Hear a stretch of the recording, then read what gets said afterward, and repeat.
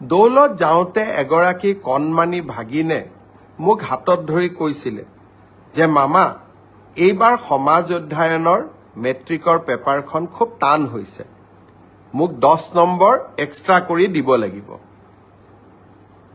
নগাঁৱলৈকে যাওঁতে 16 তাৰিখে নগাঁৱত গৈছিলোঁ, তাতো এগৰাকী ভাগিনে এনেকেই কথা ক'লে, আৰু বৰদোৱাতো আন এগৰাকী ভাগিনে একেই কথা ক'লে যে সমাজ অধ্যয়নৰ পেপাৰখন এইবাৰ মেট্ৰিকত খুব টান হৈছিলে।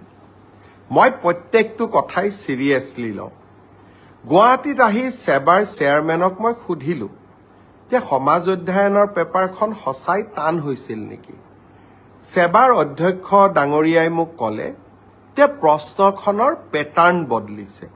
যোৱা বছৰো প্ৰশ্নখনৰ পেটাৰ্ণ বদলোৱা হৈছিল আৰু এইবাৰো পেটাৰ্ণটো বদলোৱা হৈছে যাতে ছাত্ৰ ছাত্ৰীসকলৰ জেনেৰেল নলেজৰ পৰীক্ষা সেবাই ল'ব পাৰে।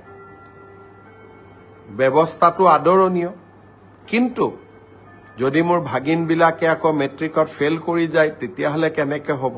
সেইটোতো হ'ব নোৱাৰে।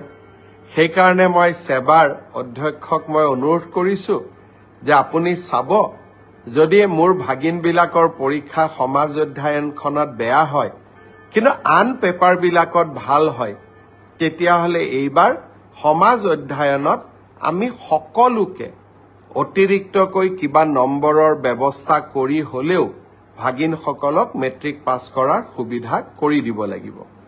তেখেতে মোৰ অনুৰোধক বিবেচনা কৰিম বুলি প্ৰতিশ্ৰুতি দিছে, আৰু সেয়েহে ময়ো ভাগিনসকলক ক'ব খুজিছোঁ যে সমাজ অধ্যয়নৰ কাৰণে আমি আৰু চিন্তা কৰিব নালাগে, সকলোৱে মিলি চেষ্টা কৰিব যাতে আমাৰ পৰীক্ষাটো আমি ভবাৰ দৰে নহ'লেও আমি যাতে কিছু হ'লেও অতিৰিক্ত নম্বৰৰ সুবিধা লাভ কৰিব পাৰোঁ।